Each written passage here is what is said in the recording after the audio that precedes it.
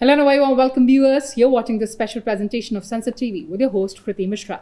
Joining us today is a very special guest, Honorable Speaker of National Assembly of Mauritius, Mr. Adrien Charles Duval. Mauritius National Assembly Speaker Adrien Charles Duval visited India recently. The visit emphasized bilateral cooperation between India and Mauritius in various fields, including parliamentary diplomacy, digitalization, and artificial intelligence. So first of all, we are very grateful for the welcome that we have received here. The hospitality has been unparalleled, and we are grateful to the state of India for having organized such a high-level visit with the counterparts that we've met here, also with the quality of the discussions that we've had of the program itself. This is yet another great testament of the special relationship that Mauritius has with India. Speaker of the National Assembly of Mauritius, Adrien Charles Duval, called on Lok Sabha Speaker OM Birla at the Parliament House complex.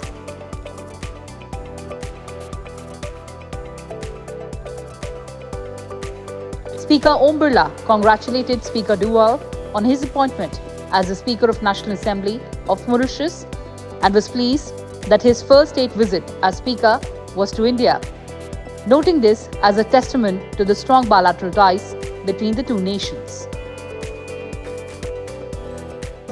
ये एक साझी विरासत है। हमारे बड़ी संख्या के अंदर लोग मूल भारत से मॉरिशस के हैं, इसके कारण हमारे ट्रिपल कॉन्टेक्ट बड़े मजबूत हैं। आपका स्वागत करता हूं, अभिनंदन करता हूं। The Speaker of National Assembly of Mauritius also called on Vice President and Chairman Rajya Sabha Jagdeep Dhankhar and emphasized the long-standing bilateral relationship between the two countries. Their discussions highlighted the importance of continued parliamentary exchanges to further deepen ties between the two nations. The delegation led by Mauritian Speaker also attended a working session with Sansad TV on collaboration and expansion of Parliament TV of Mauritius. The most relevant issue, I think, with regards to our communication to the public and our engagement is how do we communicate as an institution that has its uniqueness, the more so that it demands certain independence, it demands certain reservations in the way that we can comment on certain issues that may arise, even on parliamentary business, where impartiality has to remain apparent. So that is the difficulty that we have as an institution to engage public on social media, and that explains why there is a very little presence of the National Assembly on social media. Lok Sabha and the Rajya Sabha, they issue official bulletins. We have the advantage that we don't issue official bulletins. So many times what we put out on our TV channel is, I would say, more informal, a little less formal than an official bulletin. So we have that advantage, and many times in consultation with the presiding officers, there's no doubt we have a governing council which is headed by the two presiding officers and the Secretary Generals are there as members. So we function under their overall guidance. But in consultation with them, we also quite often give the facts and counter misinformation which is otherwise there in the social media. So when we put it out, it's much more reliable, and we have a certain amount of credibility that our audience at least recognizes that what we are putting out will be factual. Indo-Mauritian relations are mutually beneficial. Our interests intersect. Our cooperation is comprehensive in nature and extensive in scope. It includes political understanding of each other's interests. A strong trade, economic and financial interaction strategic cooperation in the field of defense and security, energy-related cooperation, exchanges in the field of education, science, technology and culture. Welcome to Sansad TV and thank you so much for joining us. Thank you for having me.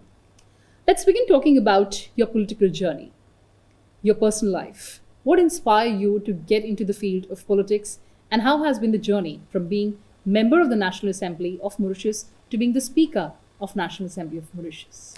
Well, first of all, politics defines our future. What we do now will have an impact on what will be our position tomorrow, how the country evolves. And I always wanted to take an active role, play my part in the future of the country.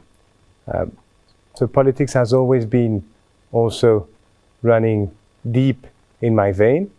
I've had the opportunity to be inspired by people who I look up to, who have shown me the ways, in fact, of politics and the importance of working for a better future, for a common future. And with people such as my father, who I look up to, and my grandfather, who has always been a prominent political figure in Mauritius, I've had this personal, inspirational journey through them to work for the betterment of the country. And I guess this has been the first motivating factor to get into politics. It's a difficult step forward. There are a lot of unknowns. It's a harsh world. It is also a world that can be very lonely, and unless you have the support of people who stand by your side and who are prepared to push you into your political journey, my political career has taken today another dimension. In fact, it is a dimension that requires that I step aside of politics, of the political arena, and that I take on a role which requires impartiality, reservation, and of course, to do the business that I have to do in the most fair manner to all. So that is something that is new for me, because I have been, in the last 10 years of my active political career, a very engaged member of my former party, which I had to obviously step aside since becoming Speaker of the National Assembly. So it has required a different kind of discipline now, and a mental discipline to be able to put aside political differences and to look at the priority that is being the National Assembly, making sure that the business is conducted in the interest of democracy, in furtherance and the strengthening of our democratic infrastructure, of our democratic institution that is Parliament. Absolutely. So, Excellency, how do you balance the diverse interests and voices on the floor of your house, your Parliament? Well, the one thing is to make sure that everybody gets a fair chance of addressing certain issues. I think that the most important part in the role of the National Assembly is to keep government to account. That is its fundamental role. And for you to be able to do that, it goes that the opposition should have its voice heard. And its voice is heard through questioning and also through debate. I believe firmly in allowing every member of Parliament to be able to express themselves, especially when there are national issues of national importance. For example, during question time, I am a keen advocate for allowing a bit more time, if required, when there are issues that are so important that it is in the interest of the country that these issues be canvassed, fully. The needs of both the opposition and government. We have to stay fair also, of course, to government, because there are certain rules that are in place that ensures that the business is done so that the interest of the country prevails, but at the same time, issues that necessitate to be heard can be heard without the speaker or the speaker's administration becoming an impediment to those. I think that is my role, to make sure that we do not create impediments, rather to facilitate the business, whether it is for the government, whether it is for the opposition, as long as it is in the interest of the country. And of course, it is of paramount importance to keep the democratic institutions and structures alive and the practices. So, how do you implement that on the floor of the House? Yes. So, one thing is to observe the rules to the letter.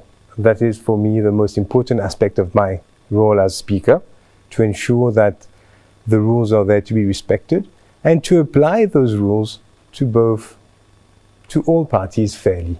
I think this is the most important, to make sure that the environment in which MPs work is such that they can all do their work and where there's not only the perception of fairness, but where proceedings are actually fair. Debate is another aspect of how MPs get to express themselves. We have, through the passing of bills, legislations, we have ample opportunity for members to express themselves. My role as Speaker in allowing the debate is to make sure that one does not abuse the privilege that comes with being a member of Parliament. That is the privilege to address the Assembly, the privilege to address the Assembly without fear of being sued for defamation. You have an immunity that comes with the job, to ensure that MPs can do their work without fear or favor. So you have to make sure also that this is not subject of abuse. So my role as a speaker in allowing the debate is less a moderator, but more an impartial arbiter, to make sure that there isn't any abuses. Absolutely. I'm also reminded of a very important announcement that you made on the floor of the House on 2nd of August 2024 about digital transformation heralding into new era for the National Assembly. Tell us more about that. Yes. So I believe firmly in facilitating the access of parliamentary work to the public. One of the barriers that we have, unfortunately, still is the language barriers. As you may know, in Mauritius, most people speak the native language Creole, and a lot of people have difficulties in understanding the parliamentary proceedings, which are mostly in English, and therefore allowing those proceedings to be conducted in French, at least through transcription, translation, and also through our video on-demand platforms that are available online, that would allow, for example, debates carried out in English to be followed in French. That would be the first leg of abating those barriers, the language barrier, in order to ensure facilitation of access of parliamentary work to the public. The second issue is the parliamentary works itself being of a complex nature. Our rules have been written in such a way that they are not easy to understand. They are subject to interpretation, and most of the time these rules are specific to Parliament, and therefore the public does not necessarily understand the workings of Parliament. So the second leg of that digital transformation program is to ensure that we can engage the public on our procedures, on the various rules that are in place, to ensure that they understand the reasoning behind any decision that is made, or any item which is on the order paper, so that they truly understand the functioning of Parliament, so then they can gauge how well it works, what are the areas of improvement, and what are the, of course, the areas where we can move on and reform. Well, absolutely. And before we wrap up this conversation, Honourable Speaker, your priority is going ahead for the National Assembly of Mauritius? Yes, so the number one priority actually is to see that digital transformation strategy go through. I think that I owe it to myself and to the office to ensure that I leave this office in a better position than when I first got the job. I think today we have the priority of the day has to be in line with our time. I think with technology, it has never been so easy now to facilitate access to public. Also, I think we have an archive at the National Assembly which dates back from the 1880s, so nearly 200 years old. And I think that, well, in fact, more than 200 years old. So I think that, in fact, the preservation of those archives is also something that needs to be done. And this is also part of our strategy. We want to ensure that in the coming months, the public can really take an interest and engage with Parliament, with parliamentarians, with officers of Parliament, to ensure that the National Assembly shines as it deserves to shine, and also to ensure that the public is driven towards the business of the National Assembly, which dictates at the end of the day everyone's lives, our daily life. If we are a stakeholder, a business person, a citizen, no matter what walk of life we're from, we have a direct interest in the business of the National Assembly. So it's about ensuring that we get the access that we deserve to get on the workings of Parliament and on the business of Parliament. It is also important because a democracy, for it to work, the people who engage, who participate in that democracy, need to know how it works. That's right. A democracy doesn't work if people ignore its workings. And Parliament being essential in a democratic society, I think that this is the most commendable strategy that not only I, but my predecessors have been leading towards. And I am ambitious to see the strategy come to fruition, at least part of it, before I leave office. Fantastic. What a pleasure having you in our studio, and all the very best for all your future endeavors. Thank you. Thank you so much. Well, viewers, that's all we had for you in this edition. Thanks for watching and stay tuned to Sansad TV. Goodbye for now from my side.